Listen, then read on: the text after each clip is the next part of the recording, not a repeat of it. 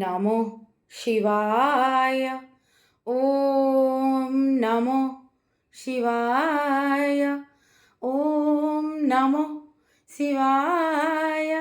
ओम नमो शिवाय।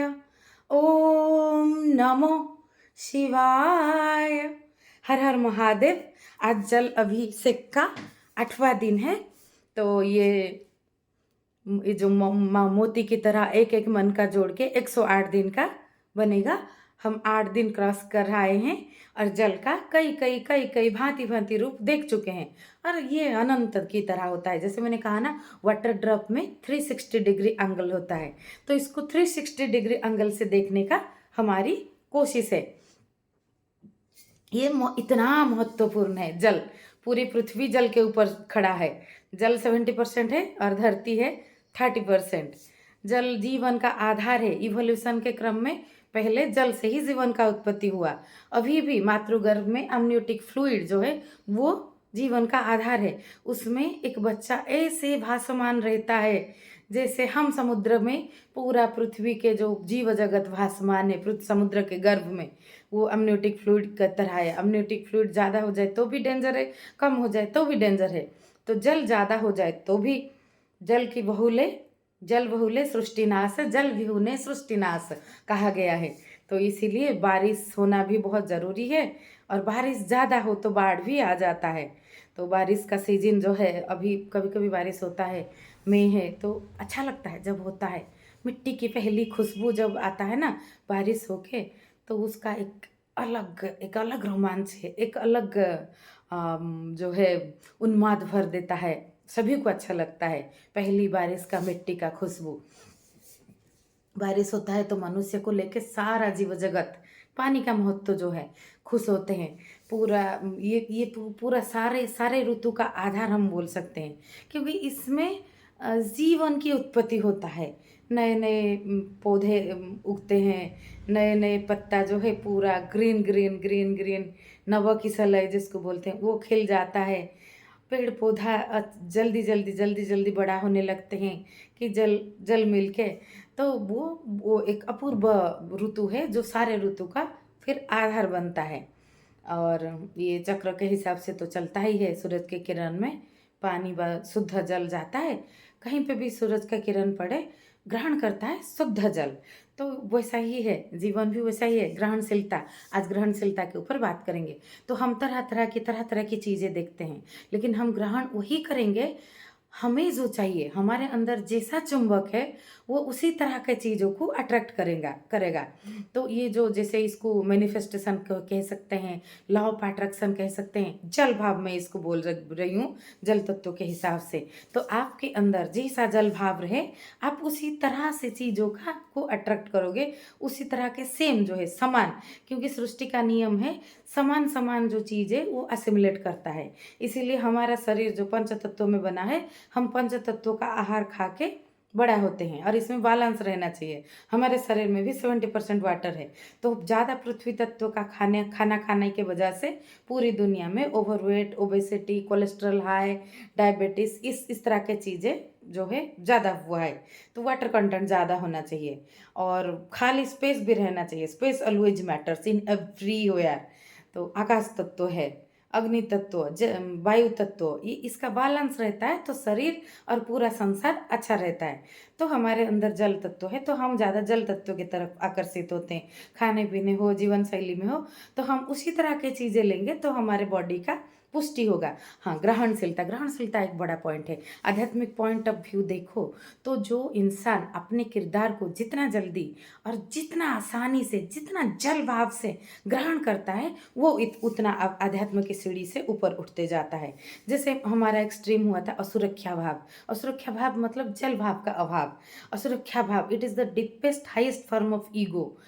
कोई भी चीज़ सपोज़ मैं अभी बोल रही हूँ, मैं सोचूँगी कि कौन क्या सोचेगा, किसको कैसा लगेगा, इससे कोई मतलब नहीं है। ये मेरा प्रवाह है, मेरी अभिव्यक्ति का, मेरी सृजन की धारा है और इस धारा से मेरा भी इवोल्यूशन होगा और इस जल की धारा बहता है तो चारों ओर को सिक्त भी करता है, आनंद की धारा बहता है तो चारों ओर फैलता भी है, फूल खिलता है तो खुशबू एक ही जगह नहीं रहता, चारों ओर खिलता है। तो ये इसलिए चैनल का नाम भी अभिव्यक्ति दिया गया है, क्योंकि अभिव्यक्ति जो है वो it is the language of nature, communication, expression. ये पूरा संसार अभिव्यक्ति की तरफ है। एक बीज से पौधा होता है, फिर उसका अभिव्यक्ति होता है एक फूल, और फूल आगे जाकर फल के रूप में फिर अभिव्यक्ति होता है, फिर उसमें बीज आता है, फिर बीज का वृक्ष बनता है। मनुष्य भी ऐसा है, अभिव्यक्ति के स्वरूप मनुष्य का जन्म होता है मातृगर्भ से, फिर वो बड़ा होता है, कैशोर यौवन वार्धक्य प्रौढ़ वार्धक्य अवस्था देके फिर उसका वो विलीन होता है। जैसे जल से सृष्टि होता है और जल में प्रलय भी होता है, और प्रलय की देवता है मेरे महादेव, और मेरे महादेव की सर से भी गंगा मैया निकली है, जो कि भारत का जल का विशुद्ध प्रवाह है। पावनी पतित पावनी गंगा, जिसके जल में स्नान करके, जिसके जल को धारण करके, जिसके जल की सिंचन से कुछ भी पवित्र हो सकता है, ऐसा हमारी मान्यता है, ऐसा हमारी विश्वास है। और ऐसा विज्ञान में भी लेबोरेटरी में गंगा जल में लेके अगर रखो, कुछ दिन परीक्षा करो तो उसमें बैक्टीरिया वगैरह, खराब बैक्टीरिया वगैरह सब मर जाते हैं। और उसी जल को पॉल्यूशन भी इंसान कर लेता है, इंसान की कर्तृत्व है, इसका हृदय और मस्तिष्क विकसित है, तो it can go up to free at both end का जो फ्री है उसका उपयोग करता है। तो हम अगर गंदगी ना करेंगे तो उसमें इतना सफाई करने की ज़रूरत नहीं पड़ेगा, शुद्धता बहता जाएगा। शरीर भी वैसा है, कचरा डिपोजिट कजेस डिजीज, फिर हम उसको ड्रेन कर सकते हैं जल से, वेस्ट रिमूवल जल से ही होता है ज़्यादा अच्छे से। जल धो देता है, अग्नि जला देता है। विशुद्धता दो तरह से होता है, और लेकिन धो देना, साफ कर देना ग्रहणशीलता का प्रतीक है। जैसे हमारे अंदर हो या दूसरे के अंदर हो, कोई भी गलती है, कोई भी चीज़ अच्छा नहीं है, ये अगर जल भाव से धो गया तो वो चीज़ वो फिर ग्रहणशील हो जाता है जी। लेकिन जब कोई चीज़ धोने लायक नहीं रहा, कचरा इतना हो गया कि उसमें एसिड डाल के उसको जलाना पड़ा, और ऐसा घाव ऐसा बन गया कि कैंसर हो गया, उसको काट के निकालना पड़ेगा, तभी ज़रूरत होता है अग्नि तत्व की। हमारी माइथोलॉजी में देख लो तो रामचंद्र ने जल तत्व का आधार लिया है, समुंदर जल में सेतु बना है, बंधन बना है। भारत टू श्रीलंका, दो देशों में सभ्यता, मानव सभ्यता से लेकर राक्षस सभ्यता तक सेतु बना है। अलग अलग सेतु जो है किसी का भी किसी से बन जाता है, अगर जल भाव हो, प्रेम भाव हो। जब पृथ्वी पिघलता है तब जो जल होता है वो प्रेम का स्वरूप है। जब आकाश पिघलता है और जो बारिश के रूप में जल आता है वो करुणा का प्रतीक है। तो जल में प्रेम भी समाहित है, जल में करुणा भी समाहित है। जल जो है अपूर्व, अनंत सौंदर्य का अपरूप परिप्रकाश है। तो रामायण में सेतु बना है जल के ऊपर, और रामायण में जलाने की बात नहीं है। रावण का निधन होके रावण भी राम के अंदर समाहित हो जाते हैं और पूरा लंका को राम अपना लेते हैं, और विभीषण को अपने प्रतिनिधि के स्वरूप वहाँ की राजा बनाते हैं, और वहाँ पे भी लंका में भी राम राज्य का स्थापना होता है। तो ये जल भाव से युद्ध हुआ है।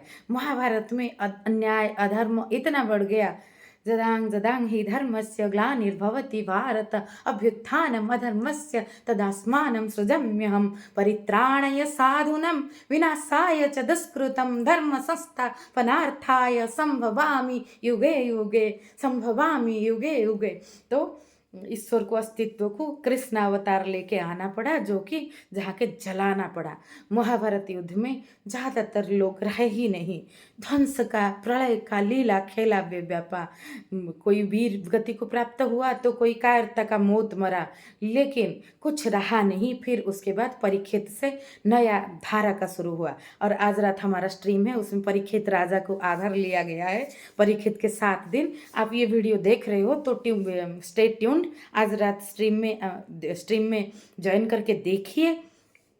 ये छोटा सा जो अभिव्यक्ति है, छोटा सा जो ऊर्जा है, इसमें फल फूल लगे। इसको थोड़ा शेयर कीजिए, लाइक कीजिए, इसको आग, जल और अग्नि से इसका प्रभाव बढ़ाइए, तो फिर इसमें ये विश्व ऊर्जा में अपना ऊर्जा डाल के समाज में प्रेम प्रतिष्ठा में अपना छोटा सा अवदान रखे। तो आज ग्रहणशीलता सेतु के ऊपर, जल कैसे सेतु बनाता है उसके ऊपर मैं बोली, लेकिन ये 9 मिनट हो गया है, लेकिन कल इसके ऊपर और मैं बोलूँगी क्योंकि ये रह गया है बहुत। हर हर महादेव। जय श्री कृष्ण, जय श्री राम। नमस्ते।